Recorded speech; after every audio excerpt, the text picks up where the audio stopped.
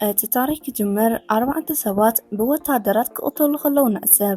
ካብቶም ዝሞቱ 4 ሰባት ሓንቲ ኣንዲ ትበሃል። እቲ ክስተት ብኸመይ ከም ዝተፈጠረ ንምርዳእ ንድሕሪት ይመልሰና። ኣንዲ ቅድሚ ሓደ መዓልቲ ቡከር ዝተባህለ መሓዝኣ ረኺባቶ ነይራ። ቡከር ጽቡቕ ገንዘብ ዝረኽበሉ ስራሕ ከም ዝረኸበ ይነግራ። ኮይኑ ግን ኣንዲ ከም ቀደም ናብ ናይ ገበን ስራሕ ክትምለስ ትደሊ ነበረትን። ቡከር ግን ይእምና እሞ ነቲ ስራሕ ንምስራሕ ተሰማሚዓ ኸደት። ኣብ ጉዕዞኦም ስእሊ ዝሰኣላ ዝነበራ ዋልድ ንኣንዲ ሓዊሰን ይሰኣላ። ኣንዲ ግን ኣብ ብዙሕ ቦታ ብፖሊስ ተደላይት ስለ ዝኾነት እቲ ስእሊ ክድምስስ ኣለዋ። ቴሌፎንን ከዓ ንምድዋል ኣምሲላ ተቐበለን እሞ እቲ ስእሊ ብምሉእ ደምሰሰቶ። ትዕዝብትና ተቐይሩ በዓል ኣንዲ ናብ ኒኪን ጆንን ዝበሃሉ መሳርሕቶም ይኸዱ። ስለቲ ቡከር ዘምጽኦ ሓድሽ ስራሕ 4 ኮይኖም ይማኸሩ። ጆ ምስ ኣንዲ እዚ ስራሕ ክሰርሕዎ ድሌት የብሎምን። ምክንያቱ እቲ ስራሕ ዝስርሖም ዘሎ ኦፕሊ ዝተባህለ ሕማቕ ሰብ ነበረ። ኦፕሊ ቅድሚ ሕጂ ምስኦም ይሰርሕ ነበረ። ኦፕሊ ካብ ሕጊ ወፃኢ ስራሕ ኣብ ዘስርሖም ዝነበረ እዋን ፖላይስ መፅዎም እሞ ነዚ ምስ ፈለጠ ከዓ ኦፕሊ ንዕኦም ኣብ ሓደጋ ገዲፉ ነብሱ ያውፅን ብምባል ገዲፍዎም ሃዲሙ ኸደ። ቅድሚ ሕጂ ከምዚ ዓይነት ክሕደት ስለ ዝፈጸመ ምስኡ ንምስራሕ ኣይደለዩን። ኮይኑ ግን ቡከር ሕጂ ኦፕሊ ንከምዚ ዓይነት ስራሕ ከም ዘይደልዮምን ሕጂ ከዓ ኦፕሊ ካብ ባህሪኡ ከም ዝተመሓየሸ ይነግሮም። ብድሕሪ እዚ ኣንዲ ምስ ቡከር ናብ ኦፕሊ ይኸዱ። ኦፕሊ ቅድሚ ሕጂ ምስ ሲኣይኤ ኤጀንት ኮይኑ ይሰርሕ ነበረ። ኮይኑ ግን ሰበይቲ ብፅኖ ምስ ሓመመት ነቲ ስራሕ ከቋርፆ ተገደደ። ሕጂ ከዓ ካብ ደቡብ ሱዳን ብዙሓት ቆልዑ ተጨዊም ኣለዉ። ኦፕሊ ነቶም ቆልዑ ከድሕኖም ስለ ዝደለየ በዓል ኣንዲ ከዓ ነዚ ክሰርሑ ዝደለየ። ሕጂ ከዓ ኣንዲ ዝሰርሕዎ ስራሕ ገበን ዘይምዃኑ ፈሊጣላ። መሳርሕታ ኣኸኺባ ናብ ደቡብ ሱዳን ጉዕዞኣ ጀመረት። ኣብ ደቡብ ሱዳን ከዓ ናብቶም ቆልዑ ተዓፊኖምሉ ዝተባሃለ ቦታ ይኸዱ። ከምዚ ዓይነት ስራሕ ናይ ብዙሕ ግዜ ልምዲ ስለ ዝነበሮም ነቶም ወታደራት ንምቕታል ብዙሕ ኣይተሸገሩን። ሕጂ ከዓ ነቶም ዝዓገትዎም ኩሎም ቀቲሎም ወድእዎም። እቶም ቆልዑ ኣለዎ ናብ ዝተባሃለ ገዛ ከዓ ነቲ ማዕጾ ኣባሪዖም ኣተዉ። ኮይኑ ግን ኣብቲ ውሽጢ ወላ ሓደ ዝተዓፈነ ቆልዓ ኣይነበረን። ሕጂ ከዓ በዓል ኣንዲ ኣብ መጻወድያ ኣትዮም ኣለዉ። ኣብቲ ገዛ ውሽጢ ተሓቢኦም ዝነበሩ ናይ ኦፕሊ ወታደራት ኩሎም ይወፁ እሞ ናብ በዓል ኣንዲ ይድቅሱ። ኩሎም ወታደራት ኣብ በዓል ኣንዲ ብዙሕ ጠያይት ስለ ዝተኮሱ ከም ዝሞቱ እዮም ተረዲኦም። ኮይኑ ግን በዓል ኣንዲ ይሞቱን። ኣብ ኣካሎም ዝኣተዉ ኩሉ ጠያይት በብሓደ ይወፅእ። ቀፂሉ በዓል ኣንዲ ትስኡ እሞ ነቶም ኣብቲ ክፍሊ ዝነበሩ ወታደራት ይቐትልዎም። ነዚ ገይሮም ምስ ወድኡ ኦፕሊ ብርሑቕ ኮይኑ ዝከታተሎም ዝነበረ ካሜራ ኣንዲ ሰበረቶ። ብድሕሪ እዚ በዓል ኣንዲ ካብቲ ዝነበርዎ በዓቲ ይወፁ። ሕጂ ከዓ ዘይሞቱ ወታደራት ከም ዝኾኑ ብኦፕሊ ስለ ዝተፈለጡ ኣብ ጭንቀት ውሽጢ ኣተዉ። ኦፕሊ ነዚ ምስጢር ቅድሚ ምቁልዑ ከዓ ንዕኡ ንምቕታል ወሰኑ። እዚ ከምዚ ኢሉ ከሎ ናይ ኣሜሪካ ወታደራት ንስርሒት ናብ ኣፍጋኒስታን ከይዶም ኣለዉ። ነቲ ቲም ትመርሕ ናይል ተባሃለት ጓል ወታደር ናይ ሓደ ጥቁር ስእሊ ተርእዮም። ናይል ነቲ ናብ ቅድሚኣ ዝነበራ ዋልድ ነዚ ኣብ ስእሊ ዘሎ ሰብ ሪኦሞ እንተኮይኖም ሓተተተን። እተን ኣዋልድ እቲ ሰብ ኣብቲ ገዛ ውሽጢ ከም ዘሎ ብምልክት ስለ ዝተዛረባ በዓል ናይል ብቐጥታ ናብቲ ገዛ ውሽጢ ኣተዉ። ናይል ከዓ ነቲ ሰብ ተኩሳ ሃረሞቶ። ከም ዝሞተ ንምርግጋጽ ናብኡ ቀሪባ ትሪእየሉ ዝነበረት ሰዓት ከዓ ኣብ ክሳዳ ብኻራይ ሃርማ። እቶም ምስኣ ዘለዉ ወታደራት ከዓ ናይ ናይል ደም ጠጠው ከብሉ ይፅዕሩ ኣለዉ። እዚ ከምዚ ኢሉ ከሎ በዓል ቡከር ኣብ ባቡር ውሽጢ ደቂሶም ኣለዉ። ኣንዲ ከዓ ኣብ ልዕሊ ናይል ዝወረደ ነገር ብሕልማ ተረኣያ። ነቲ ዝረኣይቶ ከዓ ንበዓል ቡከር ነገረቶም። ቀፂሉ ኣንዲ ንናይል ካልእ ጉድኣት ከይበፅሓ ከሎ ናብኣ ንምኻድ ወሲናላ። ንበዓል ቡከር ከዓ ናብ ኮብሉ ንክኸዱ ነገረቶም። ክልቲኦም ተልእኾኦም ምስ ወድኡ ኣብ ፈረንሳ ክራኸቡ ወሰኑ። እዚ ከምዚ ኢሉ ከሎ ናይል ብኻልኦት ወታደራት ተኸቢባ ነበረት። ኣብ ክሳዳ ዝነበረ ጉድኣት ከዓ ብዘይ ወላ ሓደ በሰላ ጠፊኡ ነበረ። እቶም ወታደራት እውን ኣብ ናይል ዝወረደ ነገር ብዓይኖም ስለ ዝረኣዩ ሕጂ ግን ኣብ ክሳዳ ወላ ሓደ ነገር ዘይምህላዉ ኣገረሞም። ነቲ ነገር ከዓ ሪፖርት ስለ ዝገበሩ ሕጂ ናይል ንምርመራ ናብ ካልእ ቦታ ክትከይድ ኣለዋ። ናይል ከዓ ካብኡ ውፅኦም ናብ ጀርመን ከም ዝለእኽዋ ፈሊጣ ነበረት። ኮይኑ ከዓ ንጀርመን ምኻድ ዋላ እንተዘይደለየቶ ግን ግድን ክትከይድ ኣለዋ። ኣብ ካልእ ትዕዝብትና ኣብ ዓዲ እንግሊዝ ውሽጢ ሜሪክ ዝተባህለ ሰብ የርእየና። ሜሪክ ሃፍታማት ሰባት ኣኪቡ መግለፂ ይህብ ኣሎ። እዚ ሳይንቲስት ዕድሚኡ ሙሉእ ምስ ሙሉእ ጥዕና ከንብሮም ዝኽእል መድሃኒት ከም ዝሰርሐ ይዛረብ። ድሕሪ እዚ ዘረብኡ ምስ ወድአ ኮፕሊ ናብኡ መፀ። ኮፕሊ ከዓ ነቲ ቅድሚ ሕጂ በዓል ቡከር ካብ ሞት ዝተስእዎ ቪድዮ ኣርኣዮ። ሕጂ ከዓ ኮፕሊ ስለዚኦም ሰባት ክመራመር ይደሊ ነበረ። ሜሪክ ቢክድኡ ስለዞም ሰባት ምርመራ ንምክያድ ግድን ንሶም ክመፁ ከም ዘለዎም ይነግሮ። እዚ ከምዚ ኢሉ ከሎ ናይል ዝወስዳ ሄሊኮፕተር ትፅበይ ነበረት። እታ ሄሊኮፕተር ቅድሚ ምምፅኣ ግን ኣንዲ ትመፅእ እሞ ነቶም ኣብኡ ዝነበሩ ወታደራት ቀተለቶም። ናይል ከዓ ሃለዋታ ምስ ሰድፈአት ብናይ ወታደራዊ መኪና ብኣንዲ ትውሰድ ከም ዘላ ረኣየት። ነቲ መኪና ብድሕሪት ትኸፍቶሞ ንምዳም ፈተነት። አንድ መኪና ጠጠው ኣቢላ ንናይል ብጥይት ርእሳ ሃረመታ። ናይል ከዓ ዝተሃረመ ርእሳ ብቕፅበት ይድሕነላ እሞ ምስ ኣንዲ ክትበኣስ ጀመረት። ኣብ ማእኸል ባእሲ ኸላ ናይል ብኻራ ንኣንዲ ወጋኣታ። ኮይኑ ከዓ ልክዕ ከም ናይል ናይ ኣንዲ እውን ቀልጢፉ ዳሓነ። ብድሕሪ እዚ ናይል ስለዚ ነገር ብዝበለፀ ክትፈልጥ ስለዝነበራ ከዓ ምስ ኣንዲ ኸደት። ኣንዲ ንሓደ ትፈልጦ ፓይለት ብምንጋር ብሓደ ናብ ፈረንሳይ ክኸዱ ተሰማምዑ። ጉዕዞ ቅድሚ ምጅማረን ግን ናብ መሳርሕታ ደው ኢላ ሓድሽ ነገር እንታይ ከም ዝረኸቡ ተሓቶም። ኮይኑ ከዓ ንኮፕሊ ንምድላይ ዝኸዱ ኣባላታ ወላ ሓደ ነገር ክረኽቡ ይከኣሉን። ነዚ ምስ ሰምዐት ከዓ ኣንዲ ቴሌፎና ተሰብሮሞ ናብቲ ኣውሮፕላን ኣተወት። ኣብቲ ኣውሮፕላን ውሽጢ ናይል ተጣዒሳ ነበረት። ምክንያቱ ካብ ሕጊ ወፃእ ዝኾነ ኣውሮፕላን ስለ ዘላ ካብ ድሕሪ ሕጂ ከም ገበነኛ ትርአ። እዚ ከምዚ ኢሉ ከሎ ኣንዲ ደኺማ ስለ ዝነበረት ደቂሳላ። ምስ ተባራበረት ግን ኣእዳዋ ብናይል ተኣሲራ ነበረት። ሽጉጥ እውን ናይል ወሲዳትላ ነቲ ፓይሎት ናብ ዝነበርዎ ንክምለስ ተፈራርሑላ። በዚ ሰዓት ኣንዲ ብኻልእ ቋንቋ ጌራ ነቲ ፓይሎት ምስ ተኮሰትልካ ከም ዝሞትካ ምስል በለቶ። ኣንዲ ናብቲ ፓይሎት ምስ ተኮሰትሉ ከም ዝሞተ ምሰለ።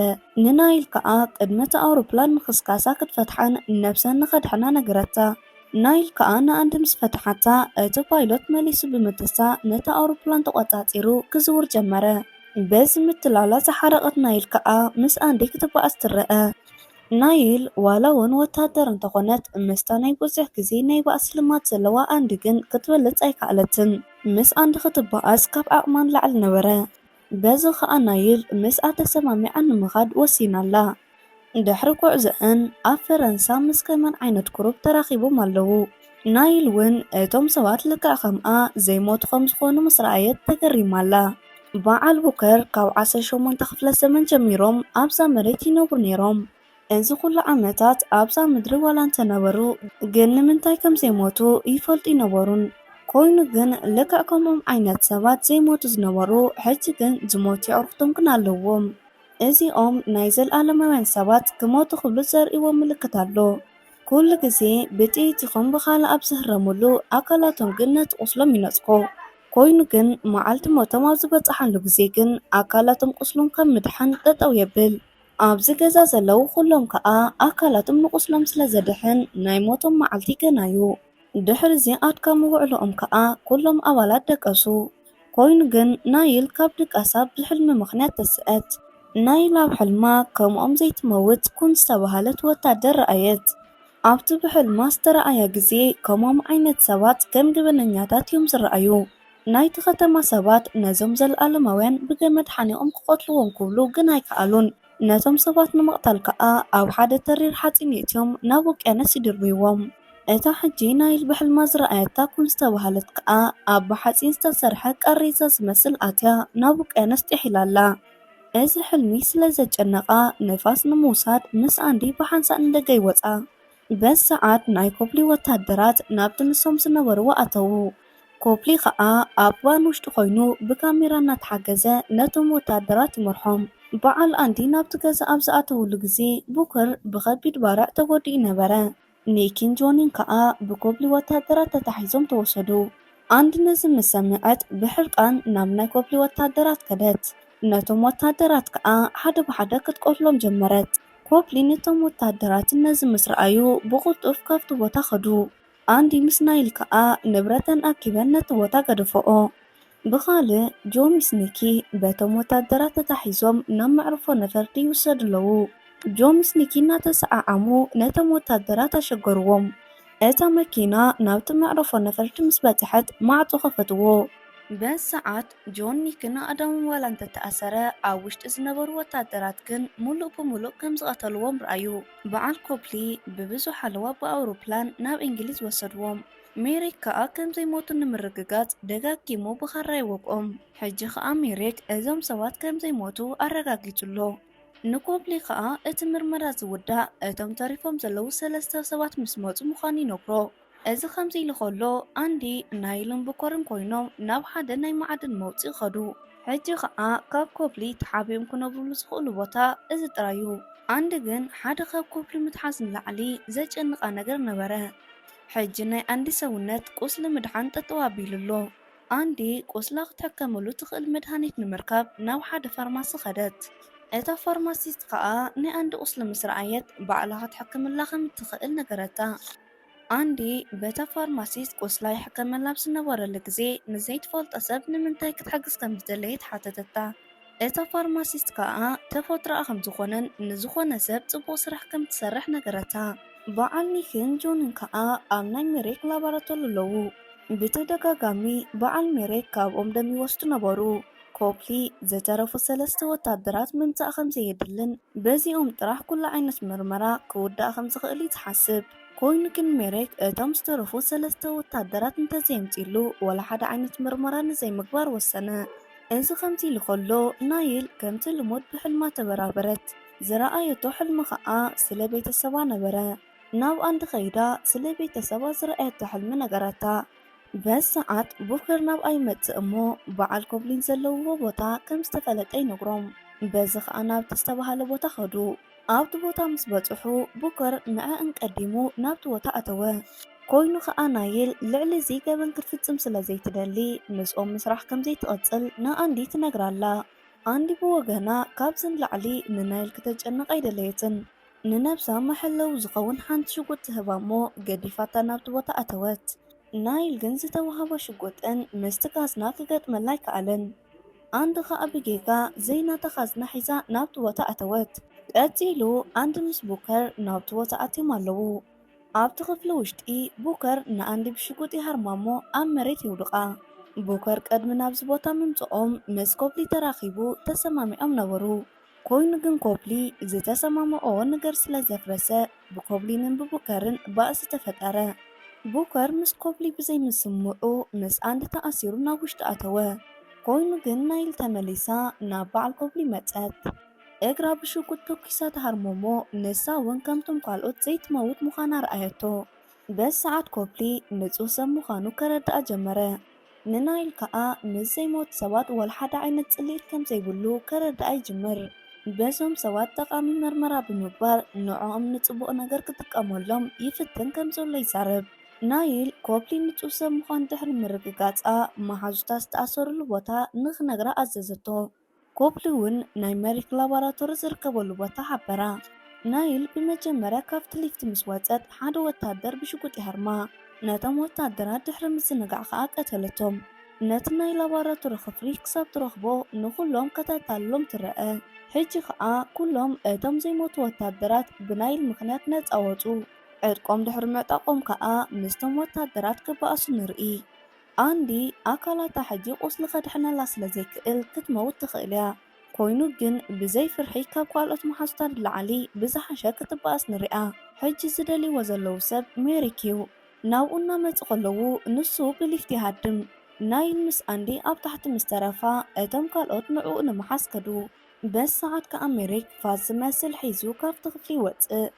እቲ ክፍሊ ንዘይሞቱ ወታደራት ንምግጋይ ተባሂሉ ዝተሰርሐ መጻወድያ እዩ። በሰዓት ኣንዲ ንናይል ኣብቲ ኣውሮፕላን ዝተጠቀምዎ ስልቲ ክጥቀማ ነገረታ። ሜሪክ ናብኣ ምስ ተኰሰላ ከዓ ከም ዝሞተት ኣምሰለት።